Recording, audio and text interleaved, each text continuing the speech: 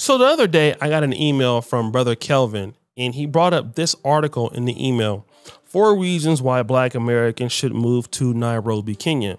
And I'm very familiar with Nairobi, Kenya. I mean, the name of this channel is called Kinganda, which is a mixture of Kenya and Uganda. So of course, I know a lot about Kenya, but I wanted to go over these reasons that this particular writer gives as the reason that you should move to Nairobi, Kenya. Let's check out these things and then we're gonna come back.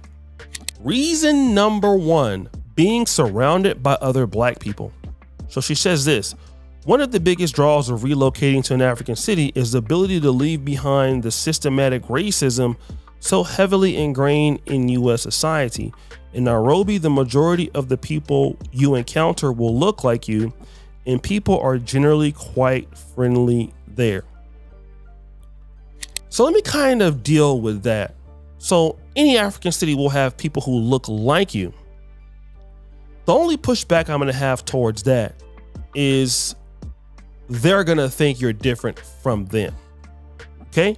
So yes, it's gonna be okay. You'll feel very great to see, like I say, like Jomo Kenyatta on the Kenya shilling. You're gonna see a lot of Black people doing everything running the entire country. And yeah, that is definitely gonna be a positive vibe for you. But at the same time, you're gonna understand that some of the brothers and sisters are not gonna look at you as being Kenyan. And that will be a problem, especially if somebody calls you a Mzungu. And here's a brother from Tanzania pissed off because Tanzanians call him Mzungu. Let's check it out. Here, the minute I open my mouth, if I'm not with a local, they think they got me. They're gonna treat me like a Mzungu. And for those who don't know what Mzungu means, that means white European. Anyone European.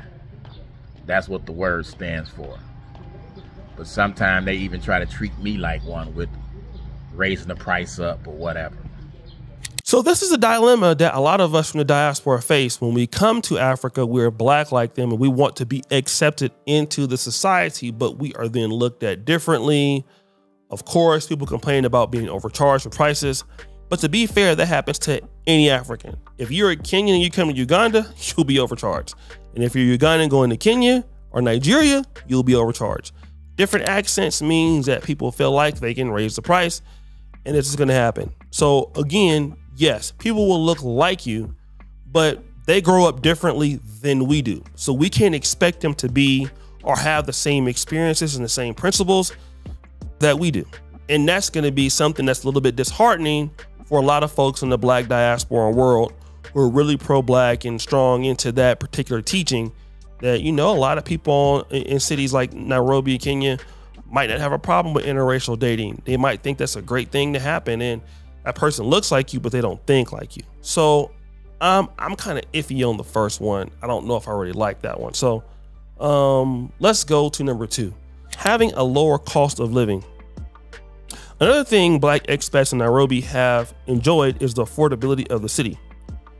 With a lower cost of living in the United States, residents can find everything from housing to groceries available at better prices. Your money can stretch further, allowing you to live a comfortable lifestyle on a modest budget. Okay, give her a ding, ding, ding, ding, ding sound effect. Yeah, that I absolutely agree. And also living in Nairobi, because I'm living in Kampala. When you live in Nairobi, it's just as developed, not as much, but very similar to like Johannesburg. I won't say it's equal, but it's similar. You're gonna pay a lot less for internet there than here. You can live in a place like for Kilauea, which is beautiful. You might even pay $500, $600 a month.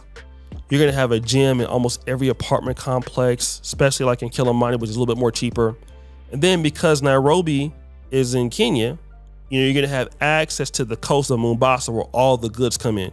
So there's a lot of times I go to the grocery store here in Uganda with the chef, and we just don't find the Cream Bell ice cream there, or things are out of stock.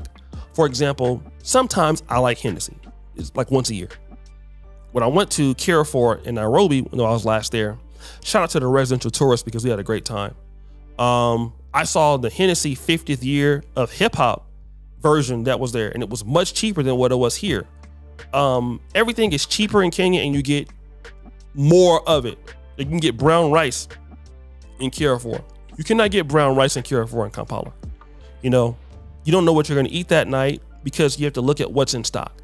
So the thing about Nairobi is, yes, food is plentiful. It's always accessible. They have many vendors there that sell it. It's a big enough market. Also for luxury items, like for example, let's try to look at the Westgate Mall and Acacia Mall. Let's see if we can compare the two entrances. If you can see the entrances, they look similar because they are built by the same contractor. But if you go into the Westgate Mall in Nairobi, you're gonna find Clarks of England there. You're gonna find Samsonite there. You're gonna find Bose Audio there. You're gonna find the Tommy Hilfiger store there. You're gonna find the Nike store. I don't know if I said that already. You know, you're gonna find a whole lot of top tier things there. Again, Burger King, I believe, might be there. And then you'll have more options for a higher budget, for a higher middle class. Those things are not in Uganda. You cannot find a Nike store. There's no Samsonite luggage. There's no Bose Audio. There's no Clarks of England here, right? So if you have more expendable income, you would enjoy Nairobi. Also, you would enjoy it more if you have kids. There are more malls, playgrounds, things like that for your kids, extracurricular activities, stuff like that, all right? So I'll give her a ding on that. She's correct. So 1 out of 2. Of course, living to a black place is, but anybody in Africa has black people, right? So that doesn't really matter. Access to economic opportunities. Let's look at this. Despite slowing down to the COVID-19 pandemic, Kenya's economy is continuously growing. As the capital city of Kenya, Nairobi is at the center of the action. Black expats will find a wide range of job opportunities in fields like technology, finance, and healthcare. Those who would like to start their own business will also find Nairobi to be a welcoming environment for entrepreneurs. I believe that to be true. Can you make a ding, ding, ding sound effect? That is most likely true. For example, shout out to Raymond Kahuma. Give him a round of applause. He's a Ugandan content creator. He's a 2-time world record holder, 1 world record broken in Uganda, 1 in Kenya. And he finds it to be very accessible to collaborate with brands in Kenya than in Uganda. You can do it here. It just takes a lot more work. But in Kenya, like, you have more bigger brands. There are more brands. You know, you can get, like, for example, Kellogg's is in Uganda, but not like it is in Kenya.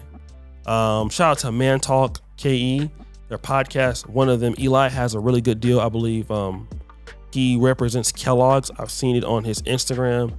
They do like Kellogg's breakfast days and things like that. It's amazing.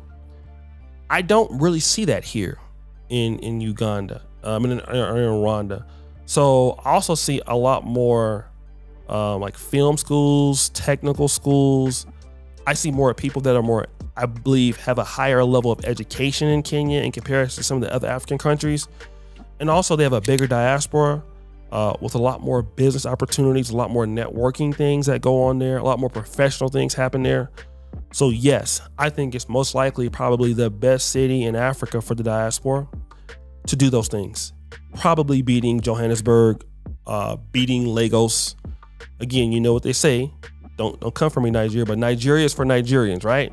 So I think you got to be a very spectacular person to do well in Nigeria with the competition that's there. You probably can do it, but I think that Nairobi is more welcoming to foreigners. A lot of things you can do there and things are ready to go. All right. So I believe that's to be true. Okay. She goes, enjoying nice weather. Nairobi's subtropical highland climate is another draw. Though situated near the equator, the city sits at an elevation over 5,000 feet. Thus, it experiences mild, comfortable temperatures throughout the year. In addition, Nairobi is also known for its beautiful scenery and wildlife, which further adds to its appeal for expats. Ding! I would give her a point on that. So they do have like the Nairobi National Park there inside the city.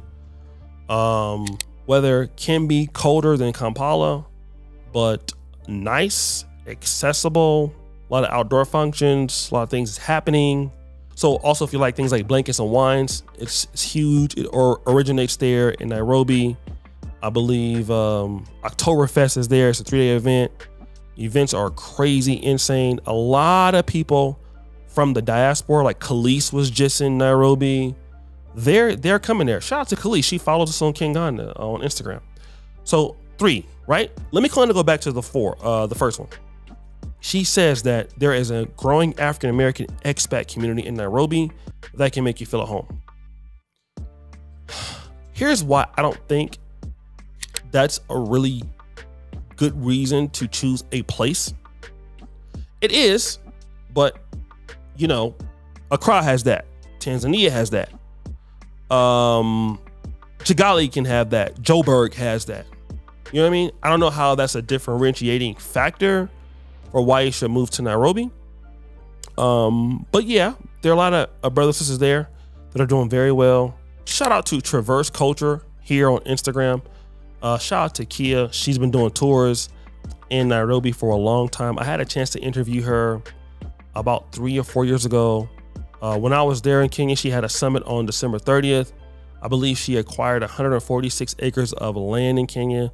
So shout out to the residential tourists. So they actually have a bigger community than what we have in Kampala. So I would say that. So I would say it's developing, but that wouldn't be a reason why I would say it's so strong because of that. But the other 3, the economy, the economic opportunities, the weather, the cost of living, those are the most important things, I think. So yes, I believe Nairobi by next year will be the best city in Africa for the diaspora. So guys, what do you think? It's your boy, Shadu Jackson, back at it again with another episode here on Kinganda. I really appreciate you for what you do.